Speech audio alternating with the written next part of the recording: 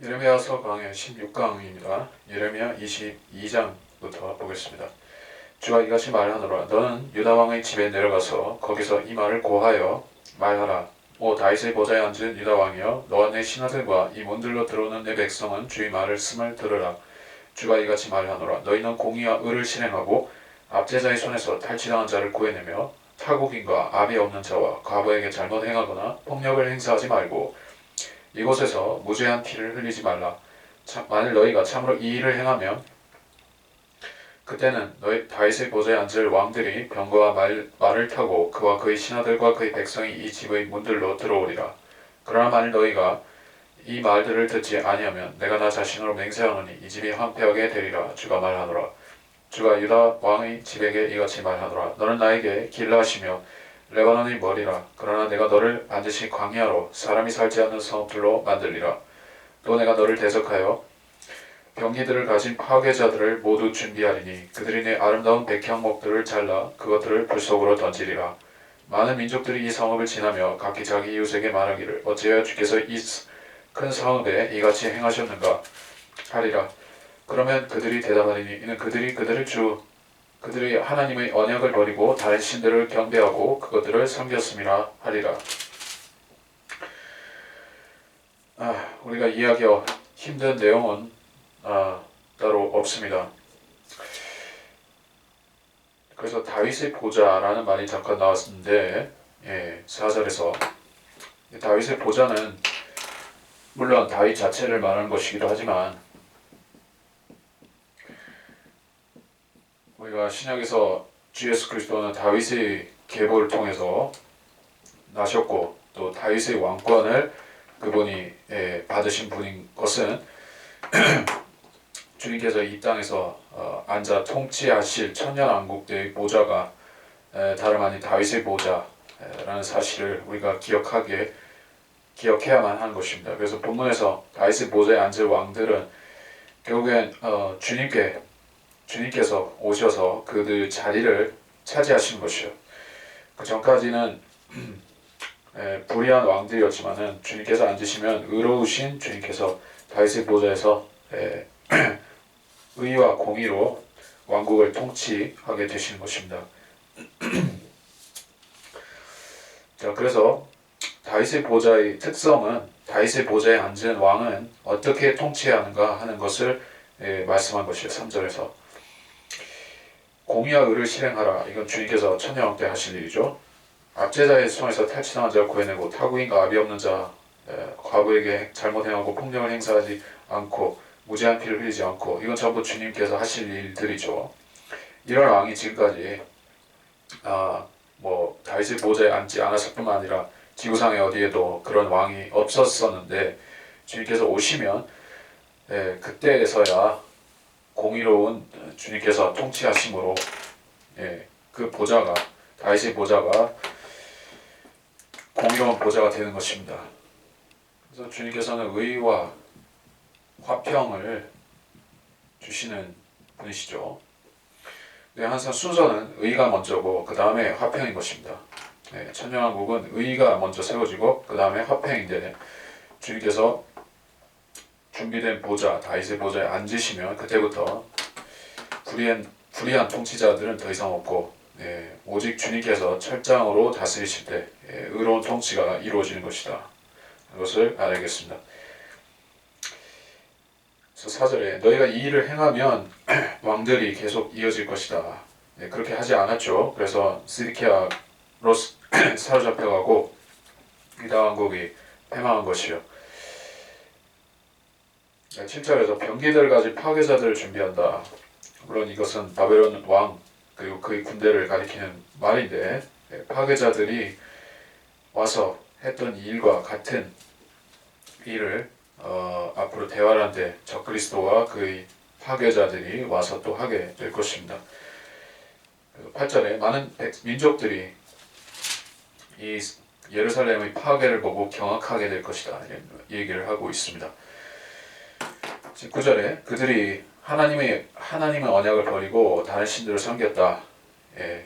유대인들은 그들이 하나님을 잘 섬겨도 이방인들에게 교훈이 되고 그들이 배교했을지라도 또 교훈이 된다는 것이요. 잘 섬기고 유대인들이 하나님을 잘 섬기고 따를 때 그래서 복을 받는다면 이방인들은 하나님께 영광을 돌리게 되죠. 솔로몬 왕 때 시바 왕이 그 신실한 솔로몬이 신실했을 때 왕국이 번영한 것을 보고 그것을 보고 하나님을 믿었습니다. 그런 것과 마찬가지로 천년왕 때도 그렇게 되지만 지금과 같이 유대인들이 배교를 했다, 하나님을 떠났다, 율법을 저버렸다 이런 상태에 있다면은 그것을 통해서 사람들은 자기들을 돌아보게 되는 것이요. 또 그리스도인들은 또 자기들 개인적으로 돌아보고 교훈을 삼아야 되죠. 왜냐하면 하나님께서는 그 개개인의 이 시대 구원의 보장은 주시지만은 그 어떤 그리스도인이든 배교하면 하나님을 떠나면 또 성경을 버리면 바른 말씀을 떠나면 그때는 심판과 징계가 기다리고 있다 하는 교훈을 받고자 하는 것입니다. 10절부터 너는 죽은 자를 위해 울지도 말고 그를 애도하지도 말며 오히려 떠나버린 자를 위해 슬피 울라. 이는 그가 다시 돌아오지도 자기 고국을 보지도 못할 것입니다. 유다 왕 요시야의 아들 곧 자기 아비 요시야를 대신하여 치리하다가 이곳에서 나간 살롬에 대해 주가 이같이 말하노라. 그가 이곳으로 다시는 돌아오지 못하고 그들이 그를 사로잡아간 그곳에서 죽을 것이며 이 땅을 다시는 보지 못하리라. 죽은 자를 위해 울지 말라. 떠나간 자를 위해서 울라라고 했습니다. 유대인들이 사로잡혀갔기 때문에 그들이 사로잡혀가서 돌아올 기약이 있었는가? 기약이 없었습니다. 주님께서는 그 정확하게 그들의 포로 기간을 70년으로 정해 놓으셨죠. 70년이라는 그 기간은 유대인들이 그 약속의 땅에 들어와서 하나님의 그 중요한 법을 어겼었죠. 바로 안식년을 지키지를 않았었습니다.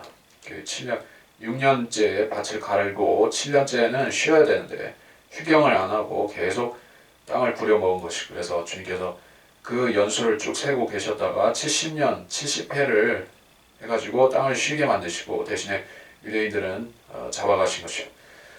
이 70년이라는 기간은 결코 짧은 기간이 아니죠. 70년이라는 그 숫자는 한 세대의 숫자이기도 하죠. 인생이 70이요, 강건하면 80이어도 할 때 그 70년이 한 세대라는 얘기예요. 그러니까 그 유다에서 사로잡혀갔던 사람들의 거의 대부분은 70년이 찼을 때 죽은 것이요. 돌아온 사람은 극소수였다. 왕조차도 고향을 볼 수가 없었던 비참함에 대해서 말씀하고 있습니다. 13절부터 불의로 자기 집을 지으며 불공평으로 자기 방들을 짓는 자, 흠잡없이 자기 이웃의 공력을 쓰고 그에게 그의 수고의 대가를 주지 않는 자에게 화가 있도다. 그 자가 말하기를 내가 나를 위해 넓은 집과 큰 방들을 짓고 창들을 만들어 백향목으로 덮고 주홍색으로 칠하리라 하는도다. 내가 스스로를 백향목으로 덮음으로 칠이하겠느냐? 네 아비가 먹고 마시며 공의와 정의를 행하였더니 그가 잘 되지 않았느냐? 그가 가난하고 궁핍한 자의 청원을 심판하였더니 그가 잘 되었도다. 이것이 나를 아는 것이 아니냐? 주가 말하노라. 그러나 내 눈과 내 마음은 오직 내 탐욕과 무지한 피 흘림과 압제와 폭력을 위하며 또 그것을 행하는도다. 그러므로 유다왕 요시야의 아들 여호야킴에 대하여 주가 이같이 말하노라. 사람들이 내 형제여 자매여 하며 그를 위하여 슬퍼하지 아니할 것이요 주여 그의 영광이여 하며 그를 위해 슬퍼하지 아니하리라. 그가 예루살렘 성문들 너머로 끌려가 던져져서 나귀와 같이 매장되리라. 하나님께서 사람들에게 가르치시는 소위 사회 정의, 사회적인 공평, 정의 이런 개념들, 율법에 다 명시가 되어 있는 것들, 그 근거로서 얘기를 하는 것입니다. 자, 왕이란 어떤 존재입니까? 왕이라는 그 신분은 하나님께서 이 백성들을 잘 치리하라고 하나님께서 임명하셨다는 게 왕권, 왕권, 신수설. 사람들은 그게 압제자의 논리라고 잘못 생각하는데 아니라 하나님께서 왕에게 권위를 주셔서 잘 다스려야 했는데 오히려 압제를 해버렸다. 백성을 갈취를 하고 압제를 하고 그 자기에게 주어진 권력을 악용해서 폭군이 되어버렸다 할 때 그 왕은 하나님께서 패하시는 것이요. 여기서 왕이 무엇을 잘못했는가? 불의로 자기 집을 짓고 불공평으로 방을 짓고 품삯 없이 사람들을 부려먹고 대가를 주지 않았다는 것이요. 그래서 큰 집을 짓고 집을 늘려 짓고 집에 집을 붙여서 짓고 그런 자들이 불의한 왕들이다, 통치자다 여기를 하는 것입니다. 그게 또 성경에 나오는 다른 부분이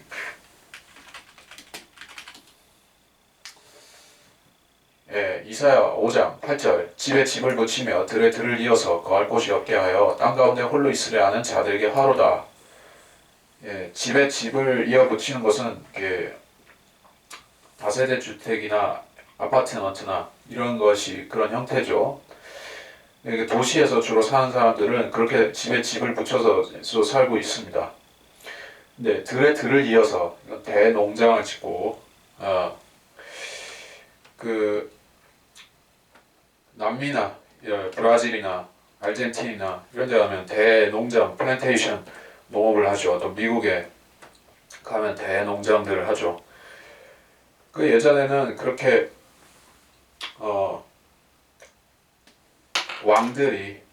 왕들이 이 땅이라는 것을 왕이 자기가 소유를 하고 신하들에게 나눠주고 신하들은 또 백성들에게 소작을 붙여서 그렇게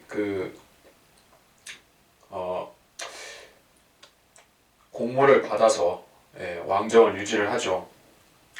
세금을 받는데 문제는 왕이 자기가 받은 백성이라고 해서 자기 땅이라고 해서 마음대로 품삯을 지불하지 않고 한다 하면 그것이 하나님께서 이스라엘을 징계한 이스라엘을 벌하신 원인이었더라 하는 것입니다.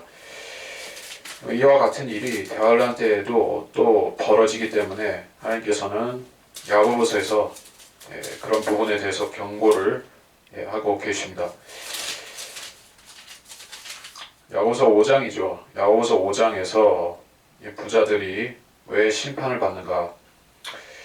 부자들이 심판을 받는 이유는 불의의 삭슬 받았다 하는 그 부분이 야고보서 5장 4절에 있습니다. 그런 너희 밭에서 추수한 일꾼들에게 속임수로 주지 않은 품삯이 소리 지르며 추수꾼들이 울부짖음이 만군의 주의 귀에 들렸느니라. 품삯을 떼어먹었다. 월급을 떼어먹었다. 그런 식의 불의를 주님께서 이스라엘을 유다를 심판하신데도 그 원인이 있었고 오늘날에도 같은 일들이 벌어지는 그러한 세상을 주님께서 결국 심판하신다는 것입니다. 나를 위해 넓은 집 큰 방들을 짓고 창들을 만들고 주홍색 자기 왕궁을 화려하게 짓는다는 것이요. 적그리스도도 예루살렘에 다시 지어질 성전에 와서 성전을 차지하고 자기가 하나님이라 할 것이요. 그리고 그는 궁전 장막을 어디다 펴는가 그 부분이 다니엘서에 나오죠. 다니엘 11장 45절 또 그가 자기의 궁전 장막을 영광스러운 거룩한 산에 있는 바다 사이에 세울 것이라. 그러나 그가 그의 종국에 이르게 되리니 아무도 그를 도와주지 못하리라. 적그리스도가 궁전을 짓는 것입니다. 근데 그냥 짓는 게 아니라 착취해서 억압해서 짓는 것이요. 이 뒤에는 따로 얘기할 거 없고 20절부터 다시 너는 레바논에 올라가서 외치며 바산에서 내 목소리를 높이고 길들에서 외치라. 이는 내 모든 사랑하는 자들이 멸망하였습니다. 너희 번영의 때에 내가 내게 말하였으나 내가 말하기를 내가 듣지 않겠노라 했도다. 이것은 내가 젊었을 때부터 내 버릇이었으니 곧 나의 음성에 복종하지 아니하는 것이라. 바람이 내 목자들을 다 먹어버리며 내 사랑한 자들은 사로잡혀가리니 그때 내 모든 사악으로 인해 내가 수치와 치욕을 당하리라. 백향목에 내 보금자리를 만드는 오 레바논의 검이나 진토하는 여인이 겪는 아픔처럼 내게 고통이 닥칠 때 내가 얼마나 은혜를 입게 되겠느냐.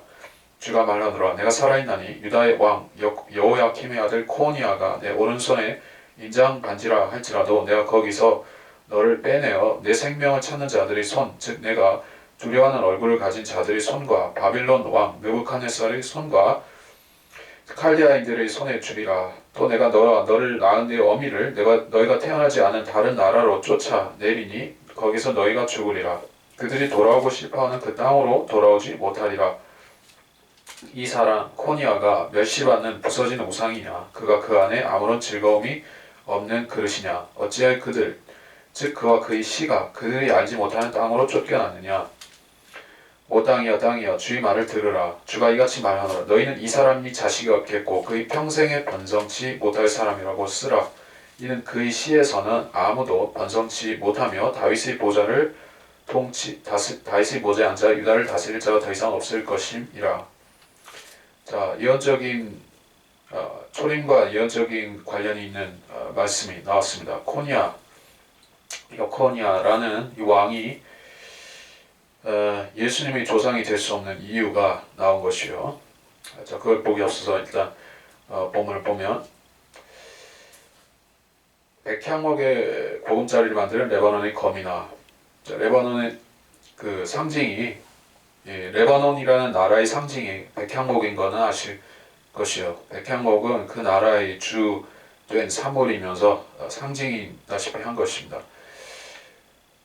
근데 이 백향목이라는 나무는 재질이 좋고 또 그 큰 화려한 건축물이나 큰 건물을 짓기에 적합해서 유다 왕들은 그 백향목으로 궁전을 지었던 것입니다. 그리고 이 백향목은 그들의 그 부를 증대시켜주는 그런 산물이기도 했었던 것이요. 근데 그러한 지리적인 환경적인 이점은 이제 사라질 것이다 는 얘기예요. 왜? 적그리스도가 쳐들어왔을 때 그랬었고, 적그리스도가 쳐들어올 때 그럴 것이고, 과거에 느부갓네살이 쳐들어왔을 때도 그 빽빽한 삼림으로 말미암아 그들은 보존될 수가 없었습니다. 24절에 코니아는 왜 여코니아라는 이름이 코니아로 바뀌게 되는가? 그 유다 사람들, 이스라엘 사람들의 이름에 여라는 그 이름, 그 적두어가 들어가는 경우에 여호야킴도 그렇고 뭐 아하스라든지 여호람이라든지 아무튼 여호가 들어갈 때 이 여는 그 여호와의 그 적두어인 것이요. 그래서 그러한 그 명칭이 빠졌다는 것은 이제 하나님께서 그 사람을 버리셨다는 뜻에서 여를 빼고 코니아가 되었다는 것입니다. 하나님과 상관없는 왕, 버리신 사람, 버리신 왕, 그런 뜻이에요. 내 생명을 찾는 자들이 손에 넘겨준다. 그리고 거기서 죽게 될 것이다. 자손도 없을 것이다. 이렇게 말씀하셨어요. 그러면서 29절에서 땅이여 이 주의 말을 들으라 라고 했습니다. 이거 온 세상에 들으라고 하신 말씀이라는 뜻입니다. 유대인들한테만이 해당되는 것이 아니라 땅이여 3번 했죠. 온 세상이여 들으라 이런 뜻이에요. 우리한테도 해당되는 그런 말씀인데 왜 그러냐?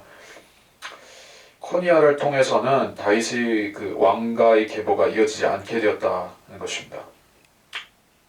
왕가의 계보가 이어지지 않는다는 것이요. 물론 자손은 있지만 그 자손이 왕이 못 된다는 것입니다. 그렇다면 요셉이라는 그렇죠. 예수 그리스도의 길러준 아버지인 요셉 같은 경우에 마태복음에 보면 거기에 코니아의 그 자손이라는 점이 나온 것입니다. 요셉은 코니아 계보에서 나왔어요.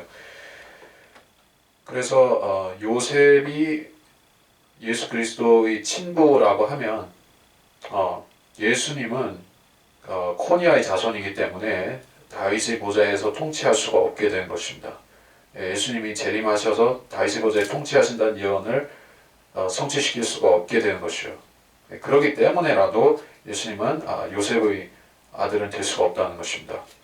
성경에 그렇게 되어 있기 때문에. 그래서 예수님은 마리아의 계보도 다윗의 계보죠. 다윗 왕가의 계보인데 그 계보와 관련이 있지 요셉의 계보하고는 상관이 없는 것입니다. 그래서 주님의 재림과 통치와 관련된 부분이기 때문에 이건 아주 중요하다는 것입니다. 그럼 마태복음 1장에 잠깐 살펴보겠습니다.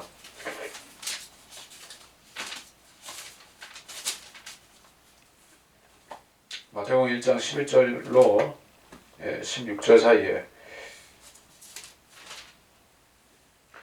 11절에 보면 바벨론으로 잡혀갈 무렵에 요시아는 여코냐와 그의 형제들을 낳으니라.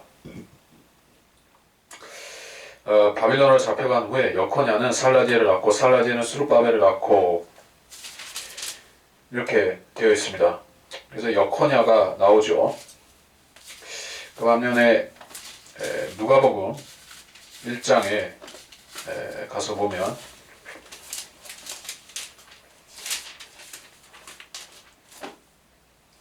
26절로 33절에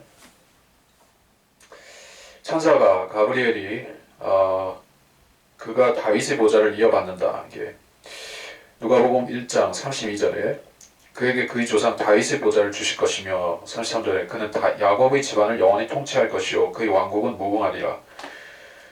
그래서 요셉은 안 되는 것입니다. 요셉이라는 사람도 다윗의 후손인 것은 맞지만 요셉은 예수님의 친부는 절대로 될 수가 없는 것이요.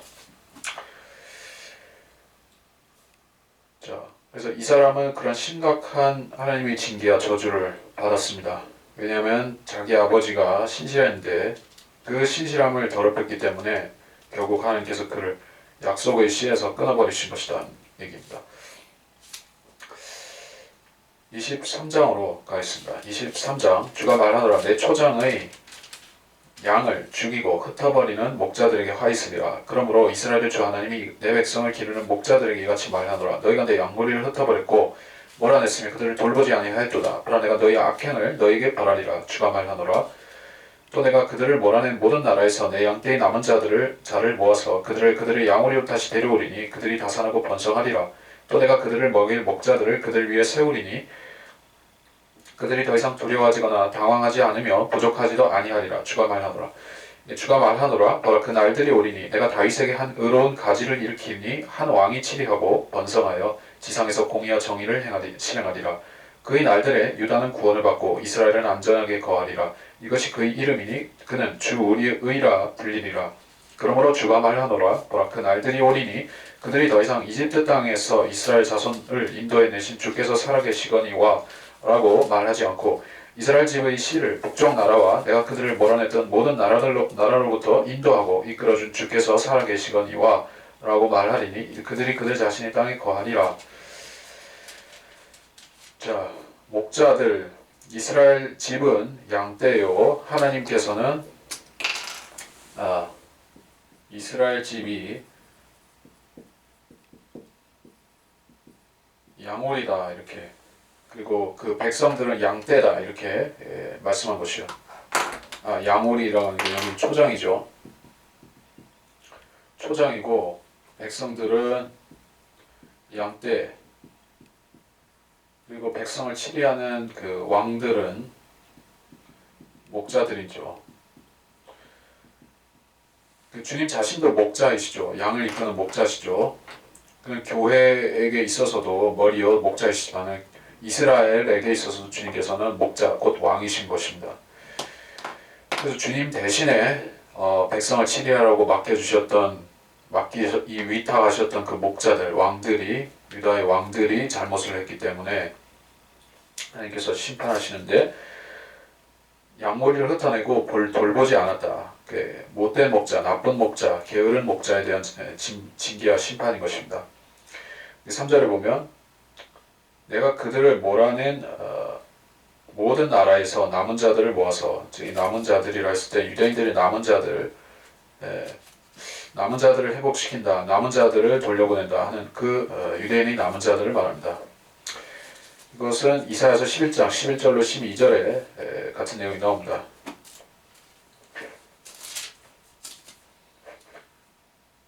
이사야 11장 11절로 12절을 보면 거기 쭉 그 내용이 나오고 12절 말미에 이런 말이 나오죠. 땅의 네 모퉁이로부터 유다의 흩어진 자들을 함께 모으시리라. 유대인의 남은 자들을 모으신다는 것인데 언제 모으신다는 것인가? 유대인의 남은 자들, 왜 그들을 남은 자들이라 이렇게 얘기를 하는가 하면, 과거에 솔로몬 왕 때 보시면은 그 바다의 모래처럼 많은 유대인들이 있었죠. 근데 그 왕국이 범죄하고 이상을 섬기면서 점점점 수가 줄어들고 결국에 포로 잡혀갔다가 올 때는 수천 명, 고작해야 수만 명 이렇게 됐다가 이제서야 지금은 수백만 명 수준이지만은 그래도 남은 자들밖에 안 되는 것이요. 과거에 그 영화로웠던 솔로몬 왕국과 다윗 그 당시에 비하면은 아주 보잘것없다. 그래서 남은 자들이요. 그 남은 자들을 그나마 다시 모아서 본토로 데려와야 되는 것입니다. 양오리로 다시 데려올 것이다. 그래서 그들이 번성하리라 이렇게 말씀하는데 천년왕국이죠. 천년왕국의 다른 것이 아니죠. 그들을 먹일 목자들을 세운다. 그들이 더 이상 두려워하거나 당황하지 않고 부족하지 않는다. 자, 천년간 평화롭기 때문에 전쟁이 없다는 것이요. 천년 왕국이다. 천년 왕국의 제일 중요한 게 뭐죠? 주님께서 통치하시기 때문에 전쟁이 없다는 것입니다. 개개인이 어떤 죄를 지을 수는 있어도 전쟁은 없다는 거예요. 전쟁이 멈춘다. 자, 인류 역사 6천년간에 걸쳐서 항상 전쟁이 있었는데 이 천년 동안이나 전쟁이 없게 된 것이요. 이 유대인들이 그때부터 하나님의 복을 받고 번성해서 천년 동안 그 왕국을 통치한 것입니다. 자, 5절에 보면 주가 말하노라 그 날들이 오리니 다윗에게 의로운 가지를 일으킨다 얘기했어요. 그 가지, 주님께서 가지로 언급이 되셨습니다. 다윗에게라고 했어요. 다윗 지파, 다윗 가문의 가지를 일으킨다고 했어요. 그 가지는 초림 예수 그리스도를 여기서 가리키는 것이 기본이지만은 그 주님께서 다시 오셔서 왕이 되시고 치리하시는 것까지도 같이 얘기를 한 것입니다. 그 날들이 오리니라고 얘기를 한 것이죠. 어떤 한 때를 말하는 것이 아니라 초림과 재림을 같이 얘기를 한 것이요. 그래서 그분이 오셔서 그 초림 때도 이스라엘을 인도하셨고 메시아가 되셨고 이제 재림 때는 왕으로 다시 오셔서 의롭고 공의롭게 통치를 하시고 이스라엘을 번성하게 만드시는 것이다. 네, 그 말씀입니다. 이제 가지에 대한 그 말씀은 이사야 11장 1절이라든가 예레미야 33장 15절이라든가 스가랴서 3장 8절 6장 12절 등지에 가지들에 대한 말씀은 계속 나오는데, 자, 그래서 이 가지가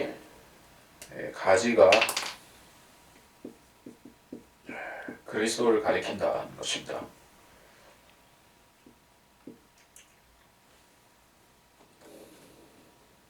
자, 이 가지, 큰 나무로서 언급 안 하고 가지라고 얘기를 하셨을까요? 예수님이 왜 가지라고 하셨을까요?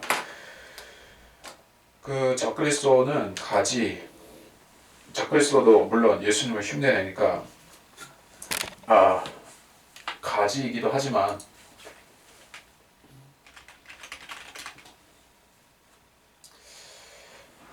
예수님도 가지인데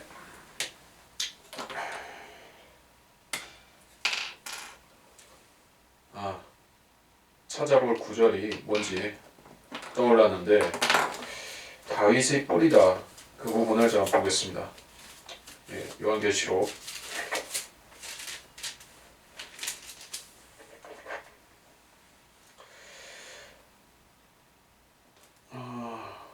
다윗의 뿌리, 다윗의 뿌리.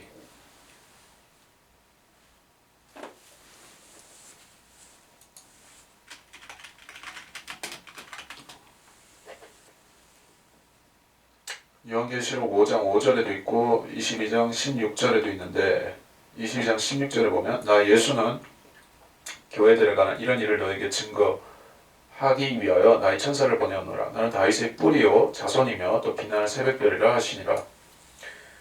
주님께서는 두 가지 측면이 다 있는 것이요. 한 가지는 주님께서는 다윗의 자손이다. 그렇죠. 다윗의 자손으로 오셨습니다. 왜냐하면 그분이 마리아의 씨로 오셨기, 마리아의 태에서 나셨기 때문에 다윗의 자손이 되죠. 다윗의 뿌리라는 것은 뭐죠? 창조주 하나님이시기 때문에 육신으로 나타나셨을 뿐이지 실질적으로 주님께서는 아브라함보다 내가 먼저 있었다. 요한복음에서 그렇게 말씀하셨듯이 창조주인 것이요. 그래서 가지라는 것은 이게 겉으로 보여지는 주님의 모습이 다윗의 계보에서 오셨다는 그런 뜻입니다. 그래서 이스라엘 사람들은 그 왕을 기다리도록 지명받은 것이요. 그 왕의 메시아 왕을 기다려서 그 왕을 받아들이고 그 왕을 섬기는 것이 그들의 의무이고 그 구약 예언의 궁극적인 전체 성취가 거기에 달려 있는 것입니다. 그리고 그분의 이름이 무엇인가? 6절에서 보면 그는 주 우리의 의라 불릴 것이다 이렇게 말씀하셨어요. 여기에 우리가 특기할 만한 사실은 무엇인가? 주 우리의 의다. 우리죠. 복수죠. 이건 백성을 가리키는 것이요. 유대인들의 전체적인 유대인들을 말하는 것입니다.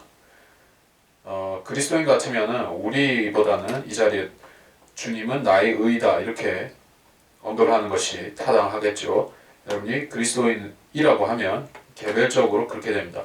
근데 유대인은 그런 백성이 아니에요. 그들은 백성 단위로 항상 얘기를 하게 되어 있죠. 하나님은 우리의 아버지시다 이렇게 얘기를 합니다.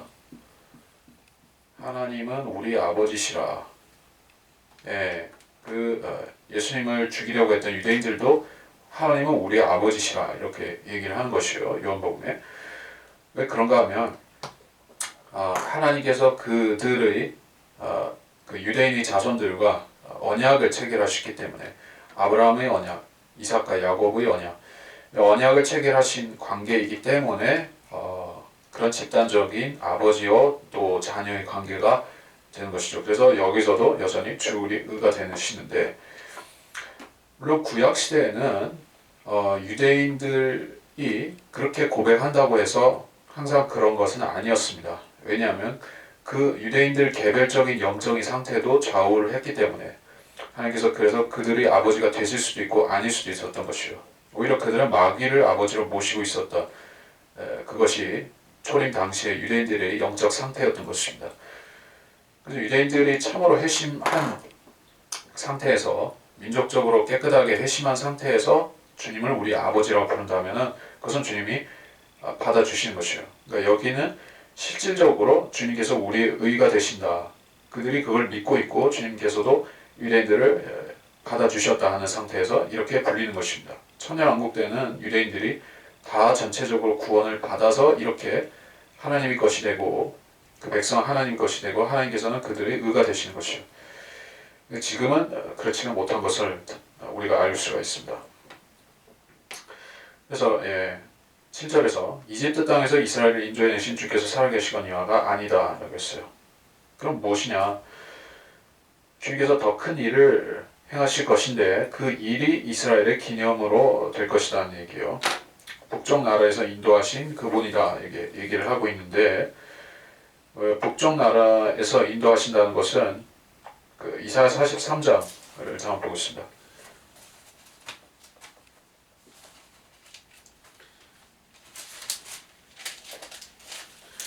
이사야 43장 5절 6절 두려워 말라 이는 내가 너와 함께 있음이라 내가 내 씨를 동쪽으로부터 데려오고 서쪽으로부터 너를 모을 것이며 내가 북쪽을 향해 말하기를 포기하라 할 것이며 남쪽을 향해 말하기를 간구하지 말라 하리라 내 아들들을 먼 곳으로부터 내 딸들을 땅끝들로부터 데려오라.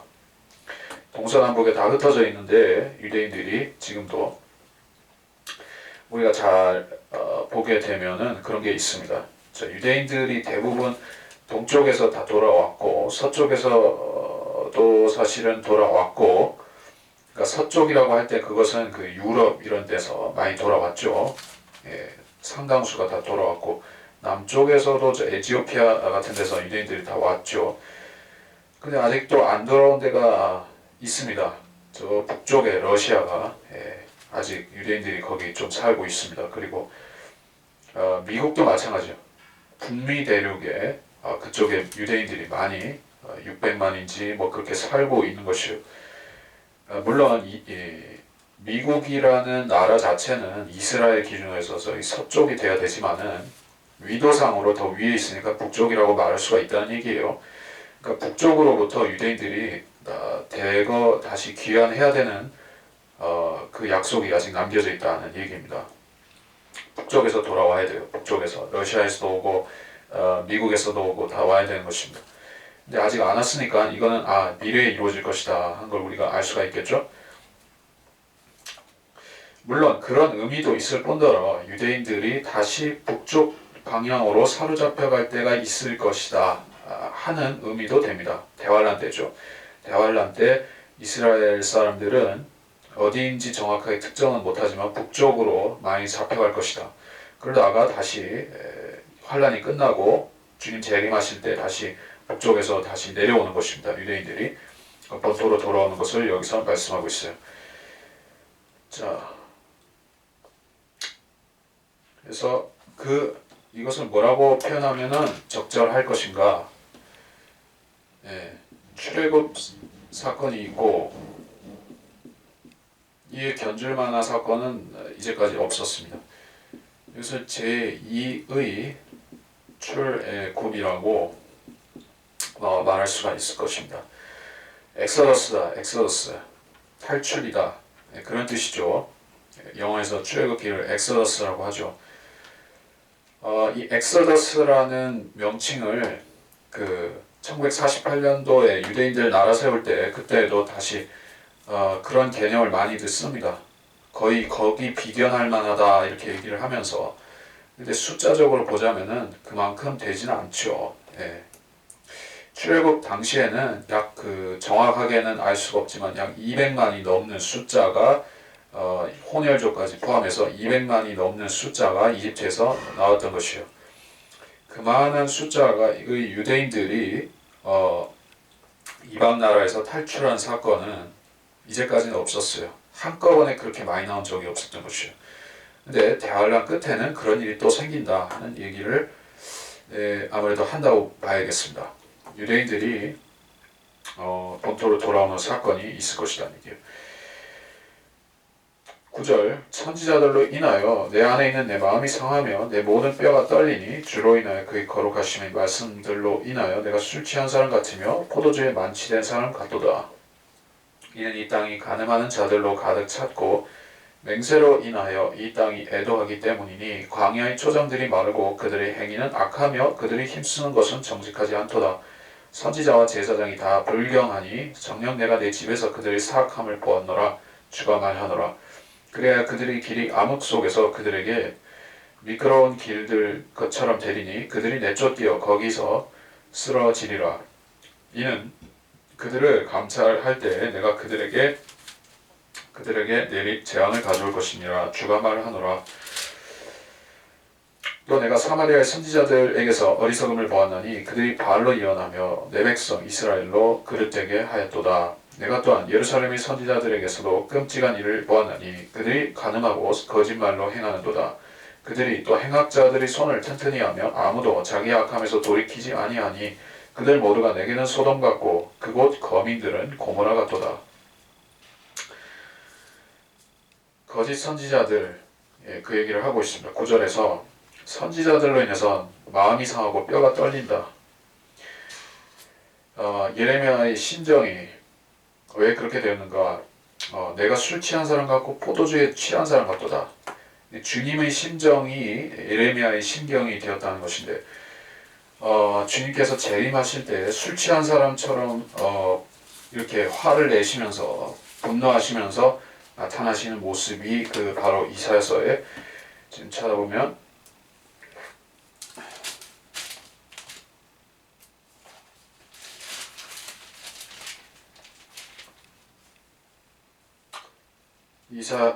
이사야서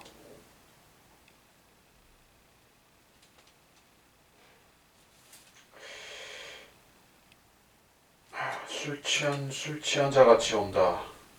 63장으로 하는데 63장이 아닌 것이고,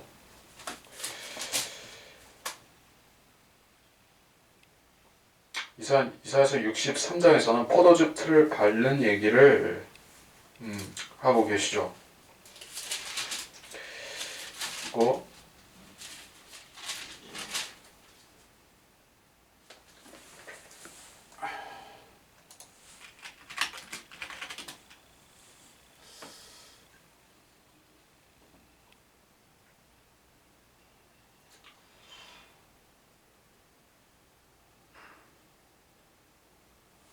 내가 그걸 찾으려고 했는데 지금 못 찾겠습니다. 네, 주님께서 술에서 깬 자 같이 일어나신다.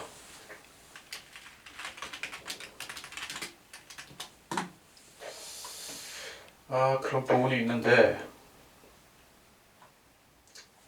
지금 못 찾겠고, 자, 그래서 술에서 술 취한 사람 같으며 라는 것은 하나의 그런 이미지를 떠올리라는 것이요. 여러분이 술 취한 사람이 포도주에 만취한 사람이 어떤 행동을 보이는가, 어떤 식으로 행동하는가.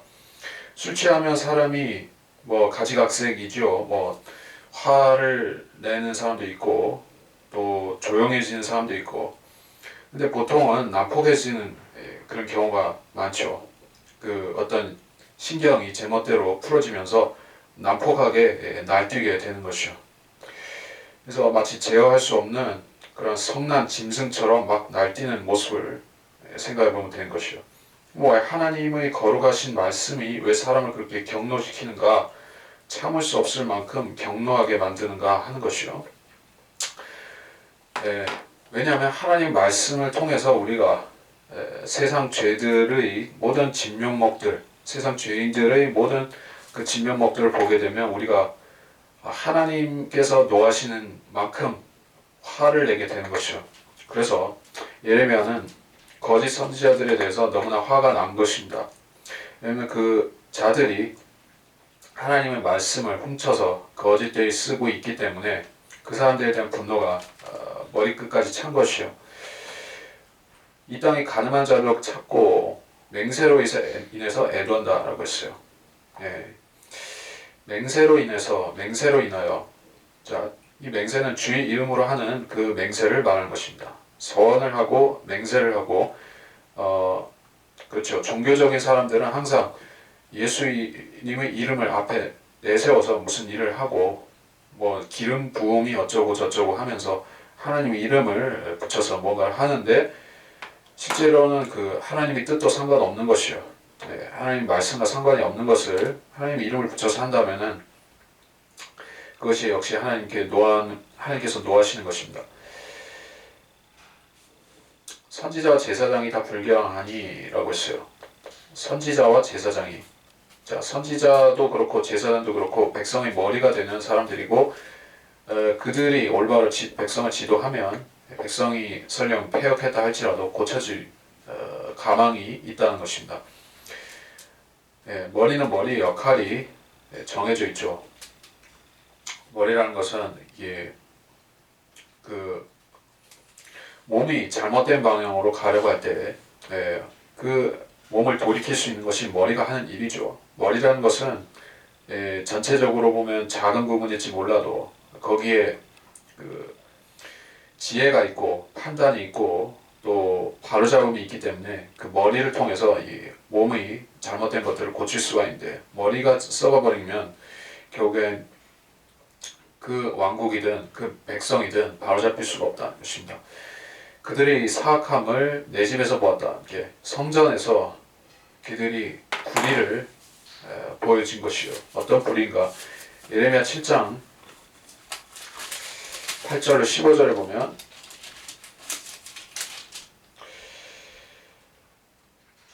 어, 10절에 보면 이런 말씀이죠. 예레미야 7장 10절에 내 이름을 일컬어지는 이 집에 와서 내 앞에 서서 말하기를 우리가 이 모든 가증한 것들을 행하도록 구원을 받았도다. 이 사람들은, 구약시대의 사람들은 물론 하나님 앞에 그 죄들에 대한 희생 제물을 계속해서 바쳐야만 되었었지만 그들이 그것을 행하면서 마음속으로 또 다른 죄들을 계획하고 있었다면은 그 제물이 안 받아들여진 것이에요. 그래서 그들의 사악함이란 그들의 마음을 말하는 것입니다. 그들의 제물이 뭔가 흠이 있었다는 것이 아니라 마음이 틀렸다는 것이요. 마음의 할례를 받지 못한 사람들. 12절에 그들의 길이 암흑 속에서 미끄러운 길들 같이 된다. 그들이 쓰러질 것이다. 이렇게 했어요. 그들을 감찰할 해에 내가 그들에게 재앙을 가져올 것입니다. 감찰한다는 것은 심판하고 그들을 심판해서 멸망으로 인도한다는 것이요. 이스라엘이 유다의 멸망을 말하는 것입니다. 13절 내가 사마리아의 선지자들에게서 어리석은 보았는데 북이스라엘이죠. 그리고 거기서는 공개적으로 버젓이 대놓고 바알을 숭배하던 곳이었습니다. 그리고 거기서 바알로 예언하면서 그것을 하나님께서 주신 예언인 것으로 포장해서 사람들을 혼동시켰던 것이죠. 근데 그 사람들은 바알 숭배자들로서 그렇게 했지만은 예루살렘은 또 어떻게 하는가? 예루살렘이 선지자들에게서 끔찍한 일을 보았는데 간음하고 거짓말들을 행하는도다. 육신적인 간음도 있고 거기에 영적인 것도 포함이 됩니다. 그들의 행악자들이 손을 튼튼히 하고 아무도 자기 악함에서 돌이키지 않는다. 내게는 그들이 소돔 같고 고모라 같다. 이렇게 얘기를 했습니다. 자, 이 소돔과 고모라의 멸망은 물론 그들이 동성연애 소도마이트의 그 행실을 했기 때문이도 있지만은 그들의 곡식이 풍요하고 살기 좋아서 하나님을 떠난 그 배교도 있었던 것이요. 이제 유다라는 곳은 주님께서는 그곳을 하나님의 은혜를 바라보고 살아야 되는 땅으로 그 백성에게 주신 것이죠. 그래서 비를 주시지 않으면 살 수가 없고, 지금도 이 유대 땅이라는 곳은 요단강에서 물을 얻어서 거기서 농사를 짓고 그렇게 살지만은 하나님께서 비를 안 주시면 그 강이 말라버리면 그때는 살 수가 없는 땅으로 다시 돌아가는 것이요. 거의 지금 그 1900년 가까운 역사 동안에 유대 땅이 그렇게 황무하게 되어 있었죠. 몇몇 점과 같은 몇몇 도시들을 제외하고는 다 그렇게 사막과 같은 땅이었었는데 이제 좀 살만해진 상태로 있어요. 근데 소돔과 고모라 같은 영적인 상태에서는 하나님께서 그들을 계속 번영시킬 수가 없는 것입니다. 그래서 그렇게 하면은 소돔과 고모라를 멸망시킨 것이 불공평하게 되기 때문에도 그런 것이에요. 그리고 이스라엘은 지금도 영적인 상태가 거의 그와 같지만 앞으로는 진짜 소돔이요 또 이집트라고 불리는 때가 궁극적으로 오게 될 것인데 요한계시록 11장 8절에 그리하여 그들이 죽은 몸들이 큰 도성 길거리에 놓이리니 그곳을 영적으로 소돔과 이집트라 부르며 우리 주께서 십자가에 못 박히신 곳이라. 그렇게 되고 만다. 지금은 예루살렘이라고 성지라고 불리고 또 주님께서 태어나시고 사셨던 곳, 주님께서 거니셨던 곳, 그 사람들이 그곳에 가면 뭔가 좋은 일이 있을 거라 생각하지만 소돔과 고모라가 된다면 누가 거기에 얼씬도 하고 싶을 것입니까? 근데 지금은 안 그렇지만은 대환란 때는 마치 소돔처럼 역겹게 그리고 이집트처럼 가증스러운 것들로 그 우상들로 가득 찬 곳이 되고 많은데 자 마귀가 그렇게 한다는 것이요. 15절 선지자들의 이같이 말하노라 그들을 쑥으로 먹이고 독이 든 물을 마시게 하리니 예루살렘의 선지자들로부터 불경함이 온 땅으로 퍼져나감이라. 그들을 쑥으로 먹이고 독이 든 물을 마시게 한다. 자, 그 물이 오염된다는 것이요. 쑥으로 물이 오염되는 것은 이게 물론 요한계시록 찾아보지 않지만 요한계시록에 물이 쑥이 되는 그 부분이 있으니까 우리 이해가 되는 그 부분이죠. 그리고 독이 또 물이 독이 된다. 독이 되어서 죽게 되는 것은 이게 그걸 간접적으로 알 수가 있는 게 마가복음이죠. 마가복음 16장 16장 18절 그들은 뱀들을 집을 것이 어떤 독을 마실지라도 결코 해를 입지 않을 것이며 병자에게 안수하면 그들이 회복되리라 고 하시더라. 독을 마신지라도 뭐 마실 물이 있고 음료수가 있고 한데 누가 사서 독을 마실 사람은 없죠. 정말 그 사막에서 아무것도 마실 물이 없어서 죽어가면 뭐 독이 들었다 해도 그 허겁지겁 물을 마실지 모르지만은 누가 평소에 독이 든 물을 마실 사람 없죠. 근데 대환란 때 되면은 진짜 물이 없어지고 이게 독물이나 아니면 쑥물이나 이런 걸 마셔야 돼. 그렇게 되면은 이제 하나님께서 기적적으로 조치를 안 해주시면 그걸 마시고 죽어야 되는 것입니다. 이게 대환란과 관련된 말씀인 거는 확실합니다. 그래서 15절이 하나님께서 그 백성을 이런 물을 치심으로 심판하는 것이다. 그 백성들과 그 거짓 선지자들에게 심판을 내린 것이다. 이게 여기 나옵니다. 16절 그들은 자기 마음의 아니다. 여기 읽어야 되겠네. 만군의 주가 이같이 말하노라. 너에게 예언하는 선지자들의 말에 경청하지 말라. 그들은 너희를 우쭐하게 하며 그들 자신의 마음의 환상을 말하고 주의 입에서 나온 것을 아니하느니라. 그들은 나를 멸시하는 자들에게 여전히 말하기를 주께서 말씀하시나니 너희가 평안하리라 하며 또 그들은 자기 마음의 상상대로 행하는 모든 자들에게 말하기를 재앙이 너에게 오지 아니하리라 하였도다. 우쭐하게 한다. 거짓 선지자들의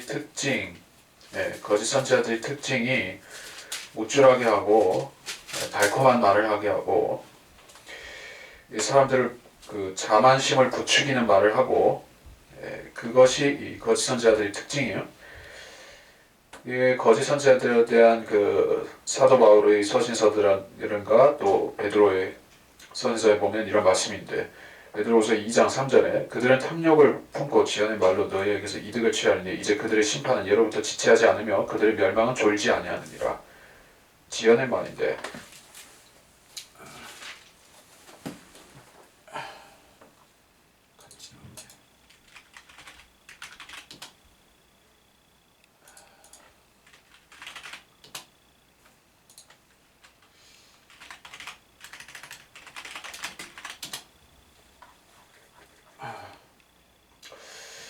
그들의 귀를 디모데후서 4장을 잠깐 보겠습니다.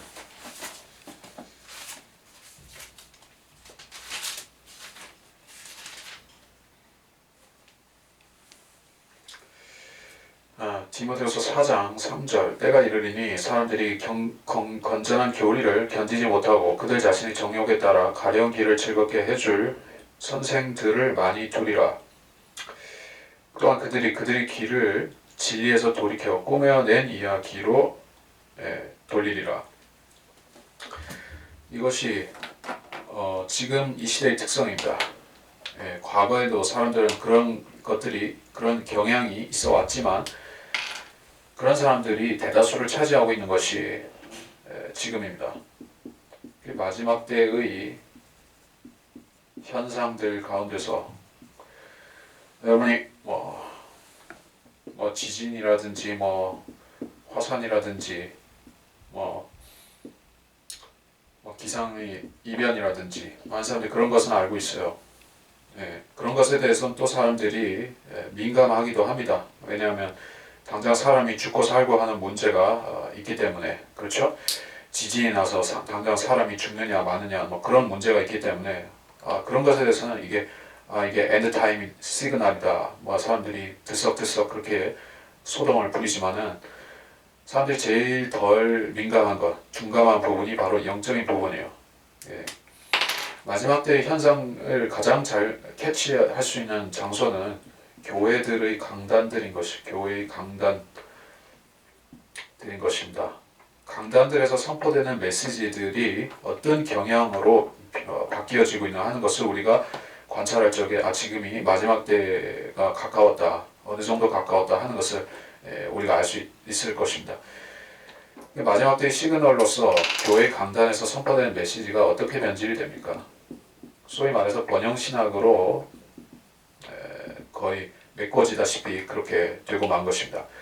자, 이러한 그 마지막 시그널을 부추긴 교단이 있죠. 바로 그 오순절파, 뭐 삼박자 축복이니 어쩌고 저쩌고를 하면서 사람들은 육신적인데 귀를 내어주고 그 귀를 가렵게 하는 메시지만 듣기 시작한 것이죠. 그리고 이제는 더 이상 회개하라든지 심판이 하나님께서 세상을 심판하실 때가 정말로 가까이 왔다라든지 이제 휴거를 대비하고 살아야 된다든지 그러한 메시지는 이제 찾아보기 힘들게 되었다. 오히려 필라델피아 시대, 그러니까 그 1900년 전까지의 그 시대에는 오히려 경건의 설교, 심판의 설교, 회개의 설교가 있었지만 지금은 드물어졌다는 것이요. 또 설령 그런 설교를 한다 할지라도 복음 자체를 왜곡시켜서 사람들에게 구원받은 사람들을 정죄하고 지옥으로 유협하는 그런 설교가 있을지언정 진짜 회개를 촉구하고 그리스도인들에게 그 재림의 열망을 일으키고 휴거에 대한 소망을 주는 그런 설교가 드물어지고 이것이 마지막 때의 현상이라고 얘기를 하는 것입니다. 그래서 다시 얘기해서 우쭐하게 한다. 주의 입에서 나온 것을 안 하고 자신이 마음의 환상을 만든다. 이렇게. 자, 구약 시대에 하나님께서 여기서는 마음의 환상을 얘기를 했는데 일반적으로 말해서 환상이다 이렇게 할 때는 이게 환상이라는 것은 구약 시대에 하나님께서 어떤 그 계시를 주시는 방법 중에 하나의 계시 방법이었었습니다. 그때는 환상과 꿈을 통해서 많은 사람들이 하나님을 만나거나 하나님의 메시지를 받거나 그런 일들이 다반사는 아니지만 자주 있었던 것입니다. 그래서 느부갓네살에게 꿈을 꾸게 하신다든지 파라오에게 꿈을 꾸게 하셔서 7년 기근 7년 풍년 뭐 그런 식으로 하나님께서 역사적인 일들을 그렇게 알려주시는 경우가 있었습니다. 그게 결국에 다 예언이 되었죠. 지금은 사람이 꿈을 통해서 계시를 받는다든지 꿈을 통해서 예수님을 통해 만나서 무슨 이야기를 듣는다든지 그런 게 아니라 우리가 성경을 갖고 있죠. 성경에서 우리가 하나님의 계획을 확인할 수가 있는 것입니다. 마음의 환상을 말하는 사람들, 물론 구약 시대에는 직접적으로 환상과 계시를 받아서 하기도 했었지만은 그것도 가짜가 있었다는 얘기입니다. 그 당시에도 가짜 예언이 있었고 가짜 환상이 있었습니다. 그 가짜 환상은 자기 마음에서 나오는 환상이에요. 그래서 그 환상의 특징은 무엇인가? 거짓 환상의 특징은 너희가 평안하리라. 평안이 없는데 평안하다. 자, 우리가 가장 경계해야 될 거짓 선지자들, 그 거짓 선지자들이 하는 말의 특징은 평화, 화평, 평안. 물론 이 평화와 평안은 어감이 조금 틀린 얘기이긴 합니다. 그래서 평안이라는 것을 평안하라 할 때 히브리어에서는 샬롬이라고 하죠. 이게 평안합니까? 평안하나이까? 평안하라 이렇게 얘기할 때 샬롬이라고 얘기를 하죠. 유대인들의 인사입니다. 인사말이 그래요. 근데 너희가 평안하리라 하는 것은 샬롬이라는 그런 단순한 뜻이 아니라 끔찍한 죄를 짓고 있는 회개하지 않고 가증스럽게 행하고 있는 사람에게 평안하시오 이렇게 얘기를 하면 그 거짓말이라는 얘기예요. 당신이 하는 일이 형통할 것입니다 이렇게 얘기를 안 된다는 것입니다. 자기 마음의 상상대로 행하는 자들에게 재앙이 오지 않을 것이다. 거짓 선지자들이 이렇게 한다는 것입니다. 오늘날에도 마찬가지입니다. 목사는 무당과 다른 점이 무엇입니까? 무당은 그 사람이 축복을 만들어낼 수가 있는 존재로 그 신도들에게 받아들여지죠. 그래서 신도들에게 정직하게 살아라, 의를 행하라 이렇게 얘기를 안 하죠. 이 부적을 써라. 그러면은 네가 어떤 개차반의 인생을 살았을지라도 복이 내려올 것이다. 이런 가르침이에요.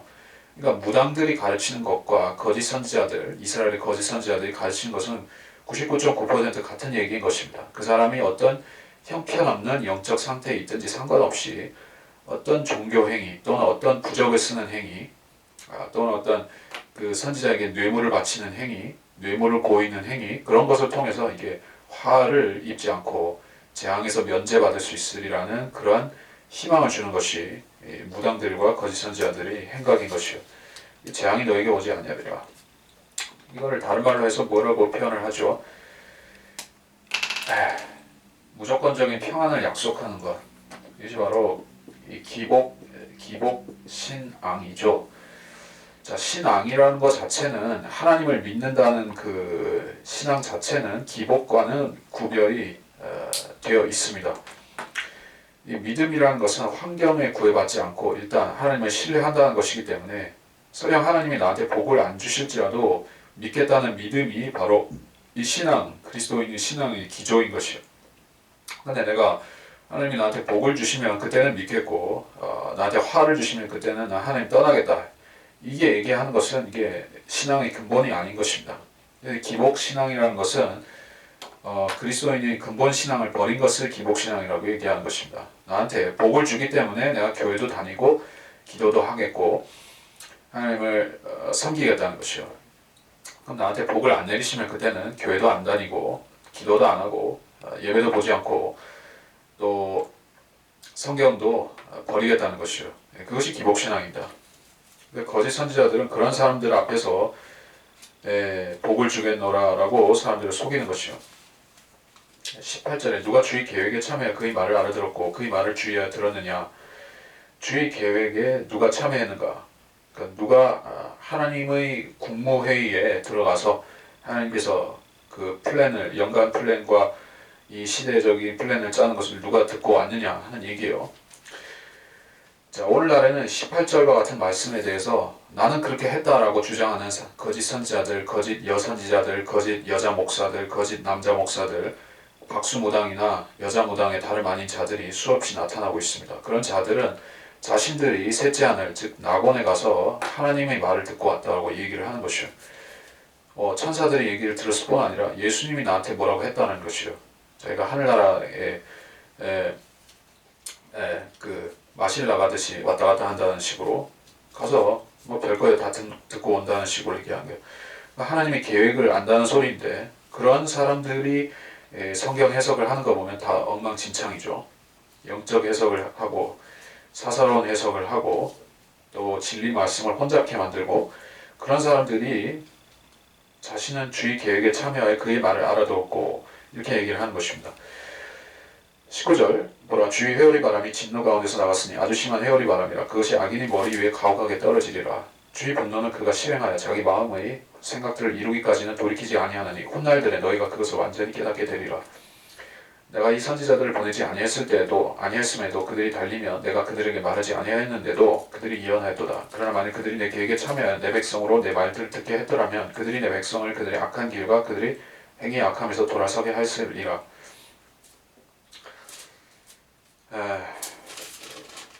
주의 회오리 바람, 이거는 재림을 가리키는 것인데 그 회오리 바람과 함께 주님께서 오신다. 욥기 38장 1절에도 나오고 에스겔서에도 1장에도 그런 말씀이 있습니다.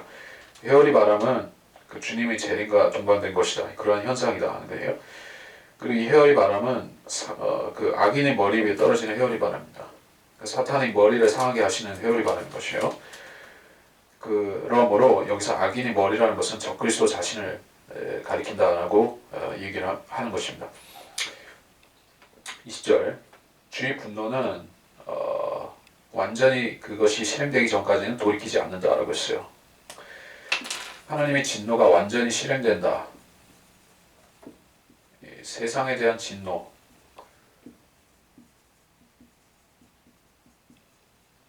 그 진노가 얼마나 클 것인가.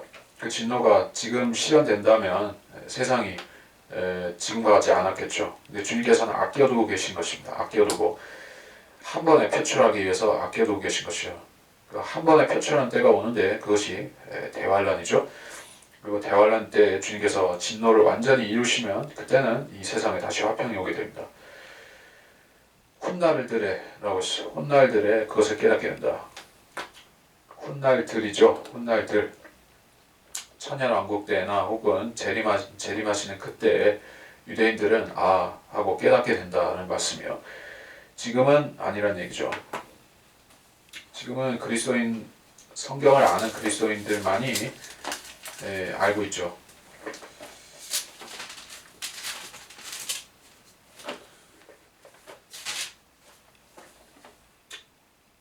훗날들에 너희가 그것을 완전히 깨닫게 되리라. 디모데전서 4장 1절에 보겠습니다.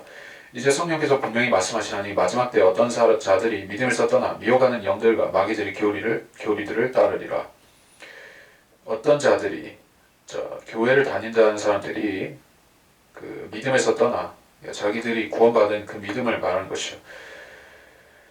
은혜의 복음에서 떠나서 또 복음의 단순함에서 떠나서 미혹하는 영들, 마귀들이 교리들을 따르는데 그것은 행위구원이라든지 은사주의라든지 그런 곳에 빠진다는 얘기요.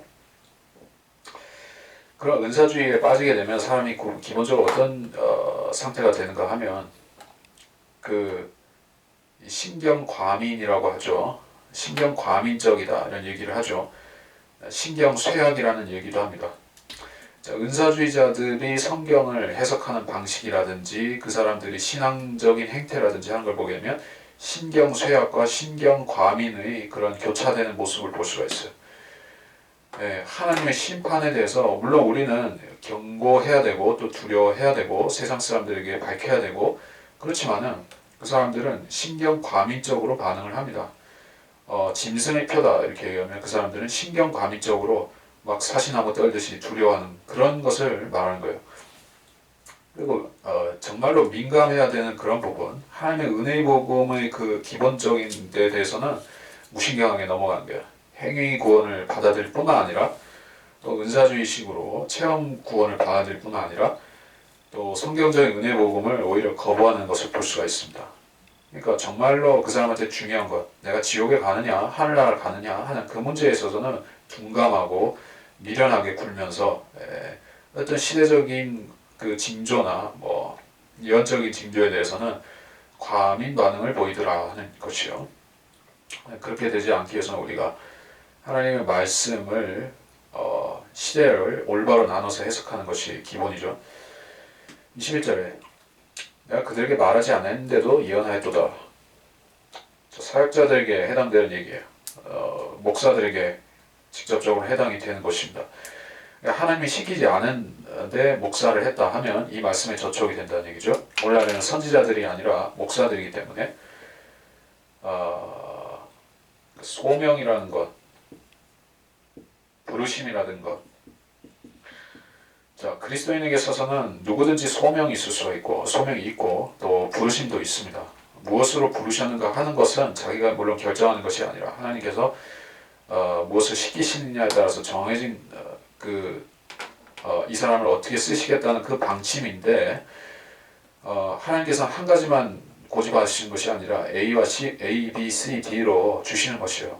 더 좋은 것을 붙잡을 수도 있고 더 열악한 것을 잡을 수도 있고 더 못한 것을 잡을 수도 있지만은 어떤 사람이 열망하면 정말 특 A를 받을 수도 있고 자꾸 하나님 뜻 밖에서 살려고 하면 B, C, D로 가다가 꼬랑지를 붙을 수도 있고 그건 사람마다 하기 나름인데 이 목사라는 것은 그래서 이 지상에서 하나님께서 어떤 사역을 맡기셔서 쓰는 그 레벨, 여러 레벨 중에서는 최고 등위의 그 등급을 붙잡았다라고 할 수 있는 게 바로 목사라는 직분이죠. 그래서 하나님께서 최상의 직분을 주신 것이요. 근데 어떤 사람은 그것을 자기 사리 사욕을 채우기 위해서 사용하는 것을 보게 되고 또 어떤 사람은 자기 명예 욕구를 채우기 위해서라든지 심지어는 그 더러운 이익을 위해서 사용하는 사람들이 있는 것을 보게 됩니다. 또는 마귀의 목사가 되어서 마귀의 목적을 위해서 쓰임받는 그런 형편없는 자들도 있어요. 소명과 부르심이라는 것은 우리가 목사가 아니라 할지라도 의식하고 살아야 되지만 많은 사람들이 오늘날에는 그 과거의 거짓 선지자들과 동일하게 파송되지 않았으면서도 스스로 임명한 목사들이 수두룩벅벅하다. 스스로 임명하게 되면 그 사람은 가짜 목사인 것이에요. 스스로 임명한 목사들이 너무나 많습니다. 자, 스스로 임명한 목사는 무엇을 하는가? 자기를 위해서, 자기 명예를 만족시키기 위해서, 자기 종교심을 위해서, 자만심을 채우기 위해서 그래서 목회를 하는 것이요. 그 사람이 받겠다고 상을 받겠다고 하지만 실질적으로는 자기한테 화가 되는 일을, 해가 되는 일을 하고 다니는 것입니다. 하나님께서는 자기 양떼를 자신이 선임한 목자들에게 맡기신 것이지 목자를 자칭한다고 해서 아무나에게나 자기 자녀를 맡기신 게 아닙니다. 우리가 어떤 목사가 가짜 목사인가, 어떤 목사가 스스로 목사 자칭하고 다니는 자인가 하는 것을 알려면은 그 양떼를 보면은 우리가 대체로 알 수가 있습니다. 예, 뭐 교회가 크냐 작으냐 영세하냐 뭐 대형 교회냐를 가지고 얘기를 하는 것이 당연히 아니고 그 양떼의 그 영적인 상태를 보면 그 사람들이 과연 거듭난 사람들이고 또 거듭났으면서 하나님 섬기고자 하는 진실된 사람들인가, 그런 사람들이 그 양우리, 그 목자의 양우리로 모이는 것인가, 아니면은 어디서 이상한 양의 탈을 쓴 하이에나들이 몰리는 그런 구석인가를 잘 보면 되는 것이요. 예. 그 거짓된 양떼를 인도하는 것은 거짓된 목자이기 때문에 그렇습니다. 목자가 진실된 사람이라면 그 밑에 가짜들이 배견하지 않는 것이요. 가짜들이 득실을 한다면 그 목자가 원래 그러하기 때문에 그런 것입니다. 거짓 선지자들과 거짓 선지자들의 추종자들은 똑같은 자들인 것입니다. 자, 22절은 그렇고 23절, 내가 가까이서만 하나님이요 멀리서는 하나님이 아니냐. 자, 하나님께서는 물리적인 거리에 구애받지 않으시죠. 예, 당연히 그 뜻이기도 하고, 또 어떤 사람은 자기가 부르심 받은 것이 어릴 적에 나는 하나님께서 부르셨다 이래서 자기 신실함을 얘기하려 하지만 그것도 아니란 얘기예요. 하나님께서는 그 어떤 사람이든지 어떤 상태에 있는 어떤 사람이든지 필요하면 필요한 대로 쓰실 수가 있습니다. 그래서 선지자들은 그 과거에도 그랬었지만은 지금도 자기가 뭐 극적인 어떤 회개의 경험, 회심의 경험을 통해서 자기가 마치 모세 같은 사람이라든지 뭐 자기가 뭐 회심한 사울 같은 사람이라든지 이렇게 허위로 사람들을 속입니다. 예, 그게 체험 신앙을 가지고 사람들을 미혹하는 것인데 하나님을 체험했다 이런 사람들은 우리가 의식적으로 그렇게 한 사람들을 본다면은 그 사람들은 99.9999% 마귀 가짜 목사들이에요. 하나님을 체험할 수 없습니다. 하나님 말씀을 통해서 하나님을 배우는 것이지 하나님을 체험했다라고 말하는 사람들은 99.999% 조용기나 그런 부류들이라는 것을 우리가 알고 넘어가면 됩니다. 하나님을 알기 위해서는 하나님 말씀을 공부를 해야 되는 것이죠. 우리가 구원받았다고 해서 하나님 말씀을 제대로 아는 상태가 아니죠. 어떤 사람이든지 거듭났으면 그 사람은 예수님이 주님이라는 그 사실만 아는 것 빼고는 다 백지 상태인 것이죠. 거기에서 성경적인 지식의 체계를 스스로 발벗고 나서서 또 성령의 인도하심을 따라서 배우고 그 지식을 쌓아 나갈 때 그때 그 사람에게 영적인 체질이라는 것이 형성이 되면서 그리스도인이 되는 것입니다. 그렇게 안 하고서 체험을 가지고 하나님을 체험했기 때문에 나는 선지자다. 나는 그 위대한 사역자다. 하나님께서 나를 특별히 부르신 목사다. 이렇게 말하는 자들은 여러분이 그 사람을 거짓 선지자라고 단정해도 크게 무리는 없습니다. 24절, 누가 은밀한 곳에 자신을 숨겨 나로 그를 보지 못하게 할 수 있고, 이렇게 말씀하셨어요. 은밀한 곳에 자신을 숨긴 사람이 있었죠. 우리 인류의 첫 번째 조상 아담이 나무 사이에 숨어서 하나님의 불꽃 같은 눈을 피해보려고 그런 시도를 했던 분이 바로 우리의 조상 아담이었었죠. 근데 주님께서는 단 1초도 허비하지 않으시고 그를 집어내신 것이요. 자, 주님께서는 지옥도 주님 앞에 가려짐이 없다라고 말씀하셨고, 이 바다 밑속에 있는 것들도 다 보시는 것이요. 자, 그래서 하물며 사람의 마음도 다 들여다보신다는 것을 우리가 알아야 되겠고, 25절에 내가 그 선지자들이 말하는 바를 들었는데 내 이름으로 거짓들을 예언하고 내가 꿈을 꾸었다 이렇게 얘기를 합니다. 자, 꿈을 다른 말로 무엇이라고 얘기를 할까요? 비전이죠. 사람들은 비전 얘기를 하길 좋아합니다. 사람들에게 거창한 비전을 제시를 합니다. 비전은 개인적인 체험과 연관이 되어 있기도 합니다. 왜냐하면 사람들에게 설득력을 부여해서 따라오게 만들려면 어떤 추동력을 가지고 사업을 진행하려면 꿈을 얘기를 하게 되는 것이죠. 그 꿈이라는 것은 성경으로 입증되기 전까지는 하나의 사사로운 체험에 불과한 것이죠. 또 성경으로 입증을 했다 치더라도 그것이 성경 자체의 권위에 미치는 그러한 수준의 권위가 아니죠. 그냥 그 사람의 개인적인 말하자면 목표는 될 수 있어도 성경의 목표는 아닌 것이죠. 근데 거짓 선지자들은 체험 신앙을 사람들에게 선전합니다.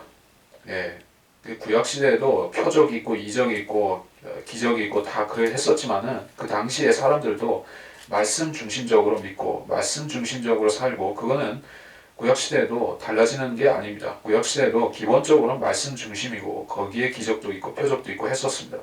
근데 이 거짓 선지자들은 체험 신앙을 사람들에게 퍼뜨린 것이요.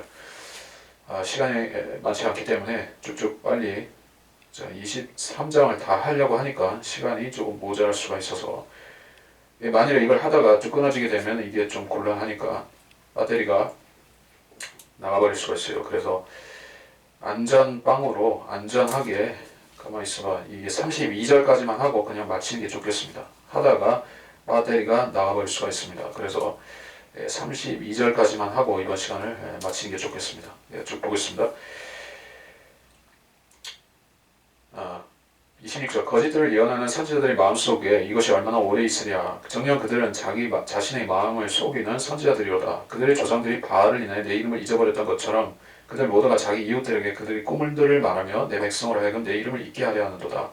꿈을 가진 선지자는 꿈을 말하며 내 말을 가진 선지자는 내 말을 신실하게 고할지니라. 축정이가 미륵이 무엇이겠느냐. 주가 말하노라. 자신의 마음을 속이는 선지자들이로다. 사람이라는 존재의 한계가 무엇인지 아십니까? 사람은 마음이 있고 마음에 양심이 있고, 자, 그래서 사람의 한계가 양심이라는 데 있어요. 양심이 없다. 비양심적이다. 올양심적이다 라고 할 때 그 사람은 어떤 상태냐? 양심의 화인을 맞아서 기능을 못하는 사람이 그렇습니다. 양심의 화인 맞은 사람은 그 자기가 죄를 짓는지 하나님 대적하는지 모르는 것이요. 거짓 선지자는 자기 마음을 속이는 선지자들이라고 했습니다. 즉 양심의 화인 맞은 자들이라고 보는 것이요. 어떤 가책을 받지 않습니다. 그들 하나님 말씀을 왜곡시켜도 변개시켜도 또 바른 말씀을 욕해도 그 사람들은 자기가 잘못한다는 것을 인식을 못합니다. 양심의 화인을 맞고 있기 때문에. 그래서 그들은 꿈으로 하나님의 꿈으로 사람들을 미혹하는 것이요. 그래서 모든 꿈이 사이비는 아니고 모든 비전이 가짜는 아니라 할지라도 우리는 이 시대에 라오디케아 시대 거짓 말하는 마귀 영들이 범람하는 지금과 같은 때에 우리는 하나님의 말씀에 밀착해 있을 때가 되었고 어떤 선지자 아니라 목사들이 자기 꿈을 말하면서 어떤 교계의 지도자들이 자기 체험을 이야기를 하면서 사람들을 그 체험과 그 비전을 가지고 어떤 일을 몰아붙이려고 하면 그 사람들한테 있는 영이 마귀의 영이 아닌지 잘 살펴보라는 것이요. 대부분은 자기 꿈을 가지고 사람들을 선동하는 사람들은 그 사람들을 혁명가이거나 정치적으로는 어떤 공산주의자, 혁명가들이 그렇게 하고 종교적으로는 거짓 선지자들이 캐토릭이라든지 개신교의 거짓 선지자들이 그렇게 하고 있다는 것을 알아야 됩니다. 물론 교황도 포함돼서 얘기를 한 것입니다. 쭉정이가 미륵이 무엇이겠느냐. 자, 하나님께서는 아무리 혼탁한 시대라 할지라도 교회 시대의 끝이고 지금의 라오디케아 시대로서 쭉정이가 우세한 시대를 우리가 살고 있지만 여전히 알곡과 같은 성도들도 주님께서는 간수하고 계신 것이요. 바로 성경대로 믿는 사람들, 그 사람들은 쭉정이가 아닌 밀인 것입니다. 그리고 하나님께서는 그 밀의 가치를 높이 평가하고 계시다는 것을 우리가 기억해야겠다. 29절 주가 말하노라 내 말이 불같지 아니하냐 바위를 부숴 조각내는 큰 망치 같지 아니하냐 주가 말하노라 그러므로 보라 각기 자기 이웃으로부터 내 말들을 도둑질하는 선지자들을 내가 대적하리라. 주가 말하노라 그들이 혀를 놀려 그가 말씀하신다는 그 선지자들을 내가 대적하노라. 주가 말하노라 보라 거짓 꿈들을 예언하고 그들에게 말하여 그들의 거짓말들과 헛된 자만으로 내 백성을 그릇되게 하는 자들을 내가 대적하노라. 내가 그들을 보내지도 그들이 명령하지도 아니하였으며 그들이 아니하였으니 그들이 이 백성에게 전혀 유익이 없으리라. 주가 말하노라. 자, 29절은 우리가 암송할 만큼 중요한 구절이기도 한데 하나님의 말씀은 특성이 무엇이냐? 불같고 그 그 망치 같은, 돌망치 같은 그런 말씀입니다. 바위를 부수는 돌망치 아시죠? 돌망치가 아니라 돌을 부수는 망치니까 그냥 그 망치인데 큰 해머 같은 그런 말씀이에요. 여러분이 그 조약돌이나 뭐 조그만 자갈 같은 걸 부수는 게 아니라 큰 바위를 부수는 망치를 생각해 보시면은 얼마나 어마어마한 망치겠어요. 그 성벽을 무너뜨리는 데 쓰는 공성 망치가 있죠. 그 공성 망치처럼 그 견고한 성을 무너뜨리는 그런 그 망치 같은 말씀이다. 또 불 같은 말씀이다. 이렇게 얘기를 했습니다. 자, 하나님의 말씀은 인간이 다루기에는 너무나 버거운 것이요. 하나님의 말씀은 마치 인간에게 있어서는 길들여질 수 없는 야생마 같은 말씀인 것이요. 천연 그 자체인 것입니다. 우리가 하나님의 말씀을 설교자들이 잘 배분하고 배합하고 잘 나누어서 성도들에게 공급하는 것은 왜 그렇게 하는가 하면은 이 말씀의 그 로어 머티리얼 원재료 자체를 그냥 주면은 성도들이 소화를 못 시키기 때문에 그렇습니다. 왜? 너무나 그 거칠고 너무나 야생의 또 너무나 그 체질이 약한 사람들이 있지 않습니까? 영적인 체질이 강건하지 못한 사람들은 어떤 말씀에 그래서 하나님께서 그 요구하시는 수준으로 빚어지기 위해서는 마치 유아식이나 영양식을 그렇게 공급하듯이 또 약한 사람에게는 약한 음식을 공급하듯이 그렇게 할 필요가 있어서 설교자가 역할을 하는 것이요. 그냥 하나님 말씀을 그냥 툭 던져주고서 제주껏 받아들이라고 하면은 그건 좋은 설교자는 아니겠죠. 그래서 이 하나님의 말씀은 사람의 마음을 조각하듯이 조각하고 부서뜨리기도 하고 또 불같이 태워버리기도 하고 여러 가지 작용을 하는 것입니다. 하나님의 말씀은 살아있고 능력이 있다. 그러니까 히브리서의 말씀이 있는 것과 같이 그 말씀은 그 생명력, 생동력이 있는 말씀으로서 우리가 받아들여야만 됩니다. 말씀이 나를 바로잡는다 하는 것은 내가 그 말씀을 믿고 아멘이라고 할 때 말씀이 내 안에 들어오셔서 그 자체의 활동력을 가지고 나를 바로잡는 것을 말하는 거예요.